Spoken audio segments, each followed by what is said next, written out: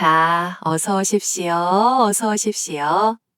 오늘도 이 자리에 찾아오신 어르신들 얼마나 반갑고 고마운지 모릅니다. 오늘은요, 듣고 나면 밤에 잠 못 이루실 수도 있는 그런 이야기를 하나 가지고 왔습니다. 으스으스하기도 하고 가슴이 서늘하기도 하고 그러면서도 마지막엔 눈물이 핑 도는 그런 이야기입니다. 마음 단단히 붙잡으시고 끝까지 함께 해주십시오. 자, 시작합니다. 에구머니나, 이게 도대체 무슨 일입니까? 한 마을 전체가 한나란 씨의 같은 꿈을 꿨다고 합니다. 50가구가 넘는 마을 사람 전부가 똑같은 꿈을 꾼 겁니다. 그것도 단 하룻밤 사이에 말입니다. 꿈속에서 그들이 본 것은 단 하나. 하얀 도포를 입은 노인 하나가 마을 어귀에 서서 이렇게 말했다고 합니다. 이제 다 드러날 것이니라. 그게 전부였습니다. 말이 끝나자마자 노인은 연기처럼 사라졌고 마을 사람들은 너나 할 것 없이 식은땀을 흘리며 잠에서 깼답니다. 아이고, 참말로 소름이 돋지 않습니까? 그런데 있지 않습니까? 이 꿈이 있길 사흘 전, 그 마을엔 정말로 하얀 도포를 입은 노인 하나가 호련히 나타났었습니다. 말 한마디 없이 나타나서 하룻밤을 묵고 새벽 다굴기 전에 사라진 노인. 도대체 그 노인이 누구였길래 그 마을에 그런 일이 벌어진 것일까요? 그리고 마을의 오래된 비밀이란 도대체 무엇이었을까요? 오늘 이 이야기를 끝까지 들으시면 여러분도 아마 등골이 서늘해지실 겁니다. 자, 지금부터 그 이야기를 차근차근 풀어드리겠습니다. 때는 조선 정조 임금님 치세 마렵이었습니다. 지금으로부터 약 220년 전 즈음의 일이지요. 경상도 밀양 땅에서도 한참 산을 타고 들어가야 나오는 작은 마을이 하나 있었습니다. 마을 이름은 도감리입니다. 마을 뒤편에 커다란 바위가 홀로 우뚝 솟아 있어서 그런 이름이 붙었다고 했지요. 허허, 그 바위가 어찌나 크고 기묘하게 생겼던지 마을 사람들은 그 바위를 신령바위라 불렀답니다. 무슨 일이 있을 때마다 그 바위 앞에 제물을 차려놓고 빌고 또 빌었다고 합니다. 도감리는 50가구 남짓한 작은 마을이었지만 그 안에 사람 사는 냄새만큼은 넘쳐 흘렀습니다. 봄이면 진달래가 마을 어귀를 온통 붉게 물들이고 가을이면 감나무마다 주황빛 감들이 가득하였지요. 안악들은 우물가에 모여 이런저런 이야기를 나누고 아이들은 신령바위 아래서 속국장난을 하며 뛰놀았습니다. 겉으로 보기엔 아주 평범하고 조용한 마을이었지요. 그런데 말입니다. 이 마을에는 아주 오래전부터 사람들이 입 밖에 내기 꺼리는 어두운 이야기 하나가 전해 내려오고 있었습니다. 그것이 무엇인지는 조금 있다가 말씀드리겠습니다. 자, 먼저 이 이야기의 중심 인물들을 소개해드려야겠지요. 첫 번째 인물은 마을 이장 황만복입니다. 나이는 55. 키가 크고 어깨가 떡 벌어진 사내로 마을에서 가장 많은 논밭을 가진 부자였습니다. 황만복은 목소리도 우렁차고 태도도 당당해서 마을 사람들이 무슨 일이 생기면 다들 그를 찾아갔습니다. 이장이 된 것도 벌써 15년째였지요. 그러나 사람이란 겉만 봐서는 모르는 법이지요. 황만복의 눈빛은 가끔씩 이상하게 흔들렸습니다. 특히 마을 뒤 신령바위 이야기가 나오면 얼굴빛이 획 변하곤 했지요. 그걸 눈치채는 사람은 많지 않았습니다만 두 번째 인물은 마을에서 유일하게 글을 읽을 줄 아는 서당 훈장 이도명입니다. 나이는 62, 키는 작고 마른 편이었지만 눈빛만큼은 형형하게 빛났지요. 이도명은 본래 한양에서 나고 자란 선비였는데 젊은 시절 과거에 번번이 낙방한 뒤 세상이 싫어져서 이 깊은 산골 마을까지 흘러들어온 것이었습니다. 그때가 벌써 30년 전이었으니 이제는 마을 사람들 모두 그를 본래부터 이 마을 사람인 양 여겼지요. 이도명은 아이들에게 글을 가르치며 조용히 살았습니다. 그런데 이상한 것이 있었습니다. 그는 마을 뒤 신령바위 근처에는 절대로 가지 않았습니다. 아이들이 그쪽으로 가려 하면 버럭 소리를 지르며 말렸지요. 왜 그러느냐고 물으면 그저 나쁜 기운이 있는 곳이야 라고만 했습니다. 허허, 그 말이 복선이 될 줄이야. 세 번째 인물은 마을에서 가장 젊은 청년, 황만복의 외아들 황석이입니다. 나이는 24. 황석이는 아버지를 쏙 빼닮아 키도 크고 잘생겼습니다만 성격만큼은 아버지와 달리 여리고 착했습니다. 마을 어른들 사이에서는 그 아버지의 그 아들이 아니다라는 말이 은근히 돌기도 했지요. 황석이에게는 혼인을 약속한 처녀가 있었습니다. 이름은 순이, 이웃마을 대장장이의 딸이었지요. 둘은 어릴 때부터 알고 지낸 사이로 곧 혼례를 올리기로 되어 있었습니다. 황석이는 순이 생각만 하면 입가에 웃음이 번졌지요. 그런데 이 혼사를 탐탁지 않게 여기는 사람이 있었습니다. 바로 황만복이었습니다. 그는 아들에게 더 좋은 집안의 딸과 혼인시키고 싶었거든요. 하지만 아들이 워낙 고집스레 순이를 원하니 어쩔 수 없이 허락은 했지요. 다만 속으로는 이 혼사를 어떻게든 막아볼 궁리를 하고 있었습니다. 아이고, 아버지가 이러면 못 쓰지요, 못 써. 네 번째 인물이 바로 이 이야기의 핵심입니다. 그 정체불명의 노인이지요. 마을 사람들이 처음 그를 본 것은 10월 초순의 어느 저녁 무렵이었습니다. 해가 서산에 뉘연뉘연 넘어갈 때쯤 마을 어귀에 낯선 노인 하나가 나타났습니다. 나이는 가늠하기 어려웠습니다. 이르는 넘어 보이는데 100살 같기도 하고 허옇게 센 마리에 하얀 도포를 걸치고 등에는 조그만 보따리 하나에 메고 있었습니다. 눈빛이 아주 깊고 고요했습니다. 마치 연못 속을 들여다보는 것처럼 빨려들 것 같은 눈빛이었지요. 노인은 마을 어귀에 멈춰서서 한동안 마을 안쪽을 그윽하게 바라보았습니다. 그러더니 천천히 걸음을 옮겨 제일 먼저 찾아간 곳이 서당이었습니다. 이도명 훈장을 찾아간 것이지요. 이도명은 그날 저녁 혼자 서당 마루에 앉아 오래된 책을 읽고 있었습니다. 기름 등잔 불빛이 흔들리고 마당 귀퉁이 감나무에서는 늦가을 바람에 잎이 우수수 지고 있었지요. 그때였습니다. 인기척이 들렸습니다. 이도명이 고개를 들어 대문 쪽을 바라보니 하얀 도포를 입은 노인 하나가 마당 안으로 들어서고 있는 것이 아닙니까? 니시오? 이도명이 물었습니다. 노인은 대답 없이 천천히 걸어와 마루 아래 섰습니다. 가까이서 보니 더욱 기이했습니다. 얼굴에 주름이 깊게 패였는데 눈빛만큼은 젊은 사람처럼 맑고 날카로웠습니다. 하룻밤 신세 좀 지고 싶소. 노인이 말했습니다. 목소리가 낮고 조용했습니다만 어찌된 일인지 그 목소리가 마루 끝까지 또렷하게 울렸습니다.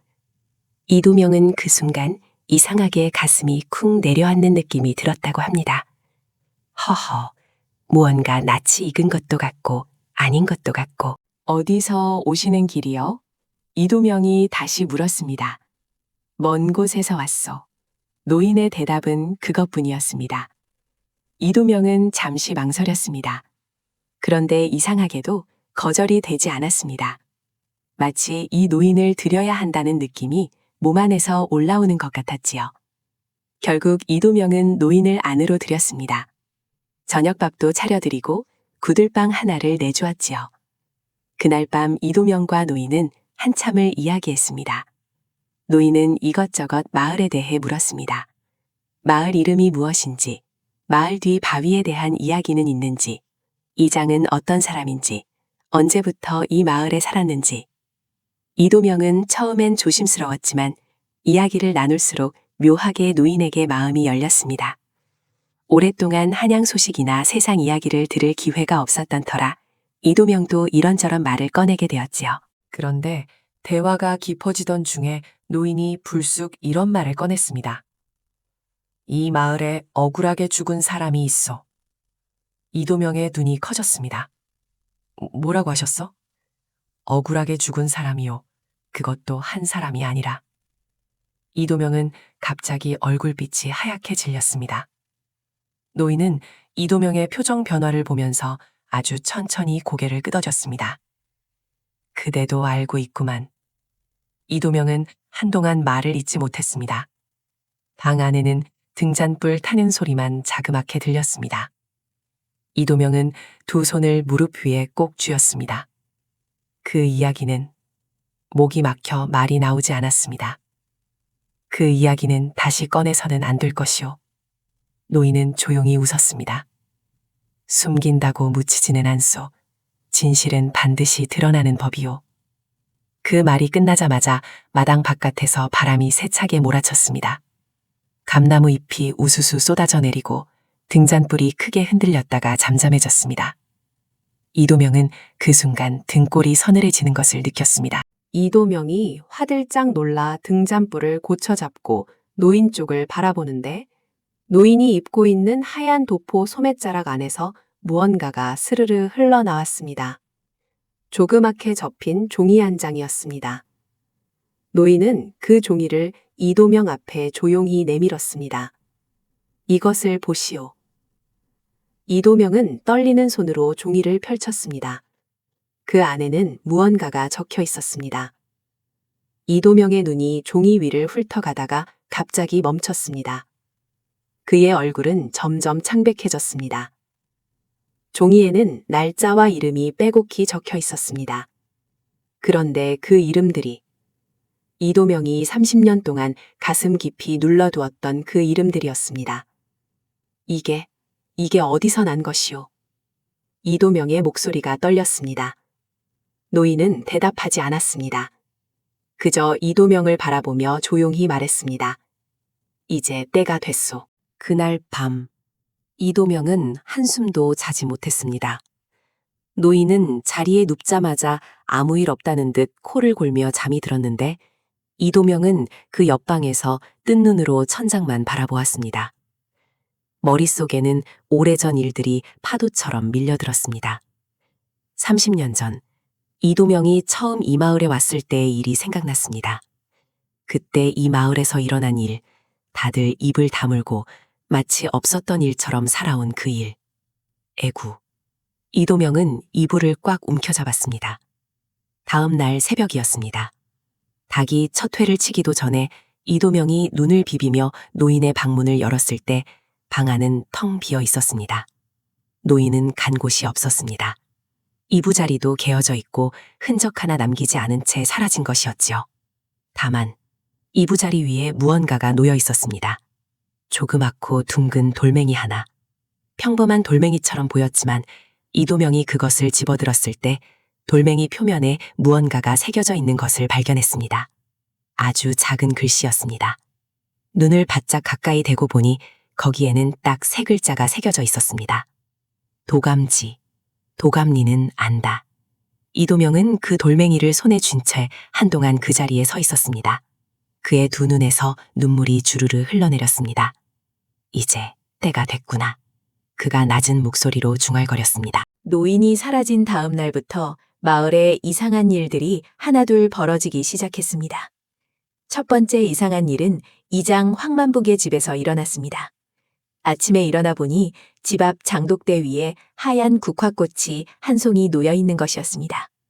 국화는 가을에 피는 꽃이지만 이때는 이미 첫서리가 내린 뒤라 들판에선 국화를 구경하기 어려운 때였습니다. 그것도 누군가 일부러 꺾어다가 올려놓은 것처럼 단 한 송이가 깔끔하게 놓여 있었죠. 황만복의 아내가 이게 뭐지? 하고 집어들다가 그 밑에 무언가가 있는 것을 발견했습니다.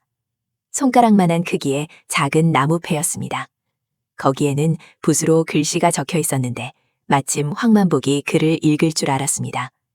그가 나무패를 들어 들여다보는 순간 낯빛이 파랗게 질렸습니다. 아내가 물었습니다. 영감, 거기 뭐라고 쓰여 있어요?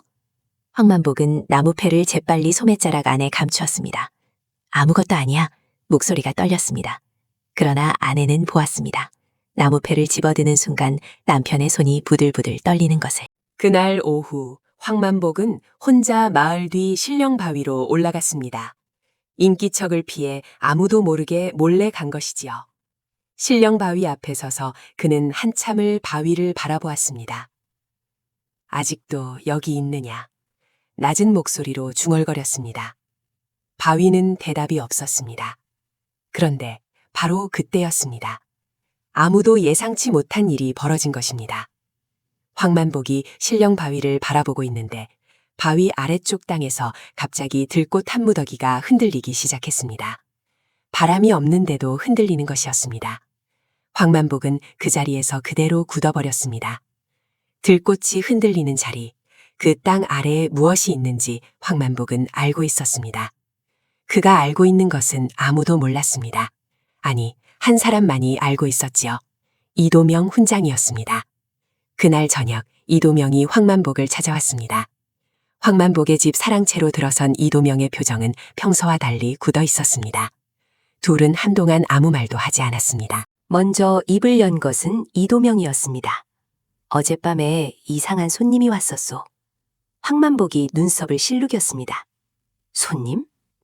하얀 도포를 입은 노인이었소. 혼자서 찾아와 하룻밤을 묵고는 날이 밝기 전에 사라졌는데 이도명이 품 안에서 무언가를 꺼냈습니다. 그 조그마한 돌멩이였습니다. 도감니는 안다. 황만복이 그 돌멩이를 보는 순간 손이 파르르 떨렸습니다. 이장, 이도명이 낮고 단호한 목소리로 말했습니다. 이제 그만할 때가 됐소. 황만복의 입술이 굳게 다물어졌습니다. 무슨 말을 하는 것이오, 훈장. 모르는 척하지 마시오. 30년이 지났소. 우리 둘 다 알고 있는 그 일 말이오. 방 안에 침묵이 깔렸습니다. 바깥에서 바람 소리가 들려왔습니다. 황만복이 마침내 천천히 입을 열었습니다. 30년 전 일을 이제 와서 어쩌자고. 그 목소리에는 두려움이 섞여 있었습니다. 이도명이 자리에서 일어났습니다. 그 노인이 남기고 간 것이 돌멩이만이 아니오. 그가 말했습니다. 그 노인이 내게 보여준 것이 있어. 그 종이에 적힌 이름들을. 황만복의 얼굴이 하얗게 질렸습니다. 이름? 죽은 사람들 이름이요. 이도명의 목소리가 떨렸습니다. 30년 전 이 마을에서 억울하게 죽은 사람들. 아이고, 글쎄 말입니다. 이제 드디어 30년 전 그 마을의 비밀을 이야기해야 할 때가 됐군요. 마음 단단히 잡수십시오. 좀 무겁고 서늘한 이야기입니다. 30년 전, 그때 황만복은 25살의 혈기 넘치는 청년이었습니다. 그의 아버지, 황씨 집안의 어른 황노인은 도감리에서 가장 큰 땅을 가진 부자였지요. 그 황씨 집안 옆에는 김씨 집안이 살고 있었습니다. 황씨 집안보다는 가난했지만 대대로 이 마을에 살아온 토박이 집안이었지요. 두 집안은 겉으로는 사이좋게 지냈습니다만 속으로는 오랫동안 앙금이 있었습니다.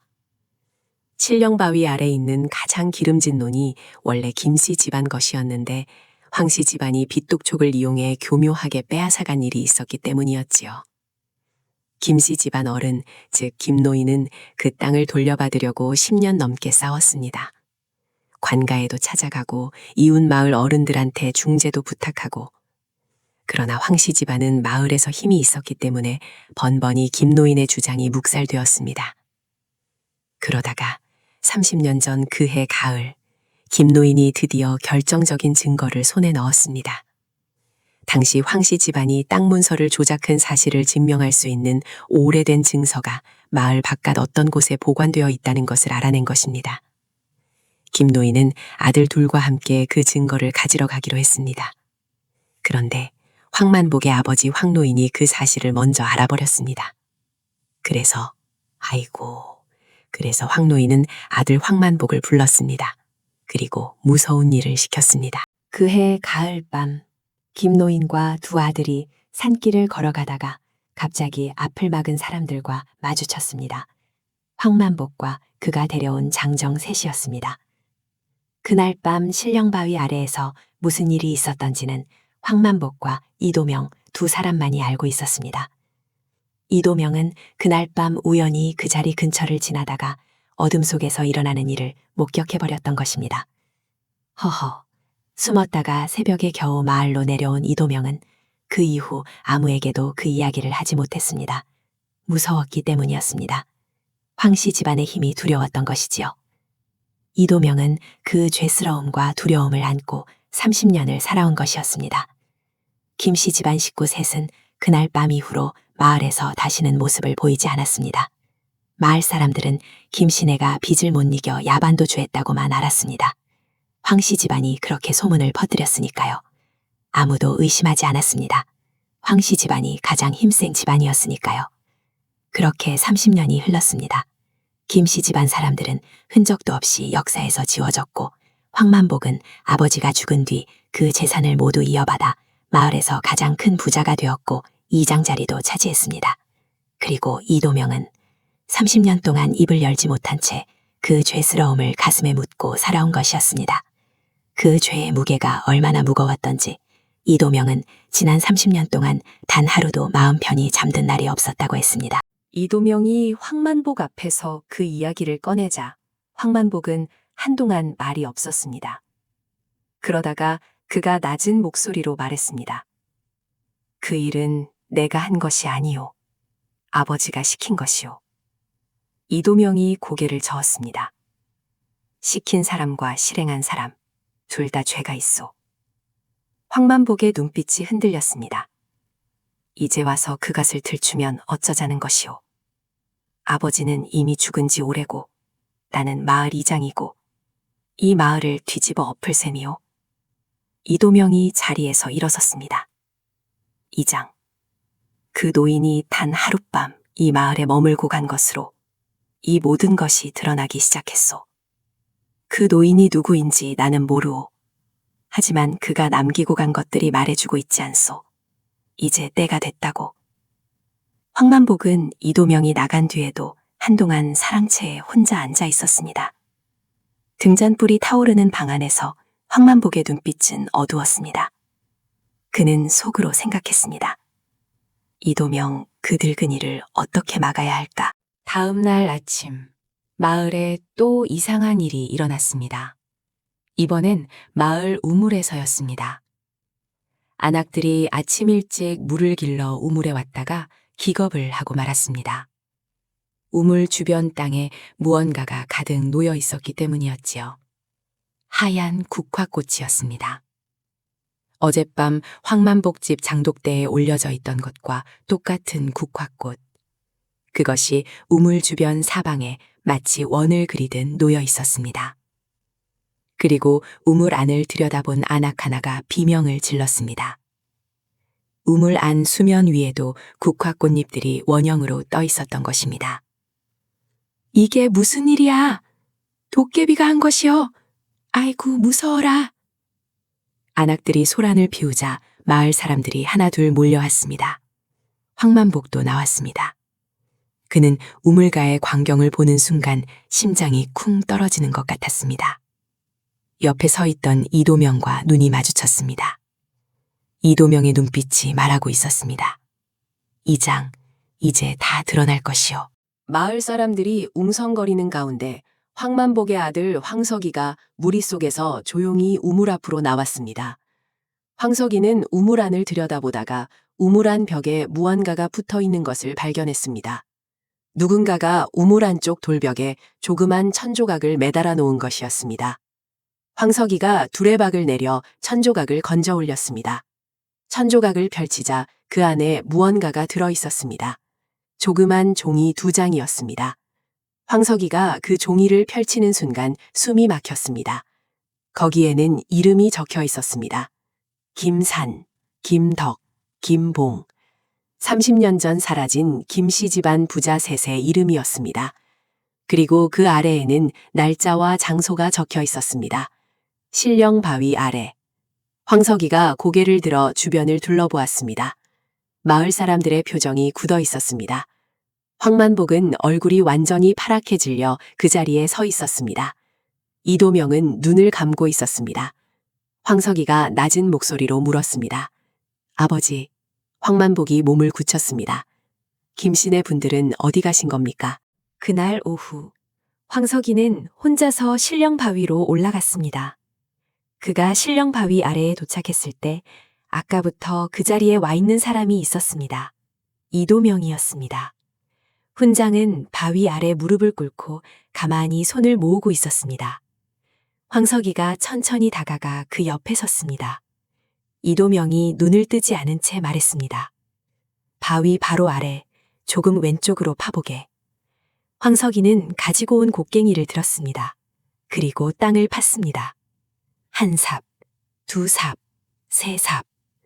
한 자쯤 파내려갔을 때 뭔가 딱딱한 것에 닿는 느낌이 났습니다. 황석이는 곡괭이를 내려놓고 손으로 흙을 걷어냈습니다. 그의 손이 덜덜 떨렸습니다. 흙 속에서 나온 것은 오래된 뼈 조각들이었습니다. 황석이가 그 자리에 주저앉았습니다. 이도명이 마침내 눈을 뜨고 천천히 일어서며 말했습니다. 30년이요. 그의 눈에서 눈물이 흘러내렸습니다. 30년 동안 이 차가운 땅 속에 계셨소. 황석이는 그날로 아버지를 찾아갔습니다. 황만복은 사랑채에 혼자 앉아 멍하니 바깥을 바라보고 있었습니다. 아들이 들어서자 그는 눈을 피했습니다. 황석이는 아버지 앞에 무릎을 꿇었습니다. 아버지, 황만복은 대답하지 않았습니다. 실령바위 아래서 뼈를 찾았습니다. 황만복의 손이 무릎 위에서 꽉 쥐어졌습니다. 아버지, 이제 말씀해 주십시오. 긴 침묵이 흘렀습니다.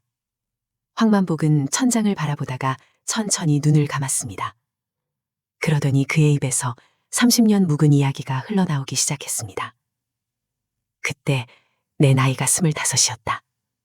목소리가 낮고 무거웠습니다. 아버지가 나를 불렀다. 김씨 집안이 우리 땅 문서를 빼앗으러 간다고. 막아야 한다고.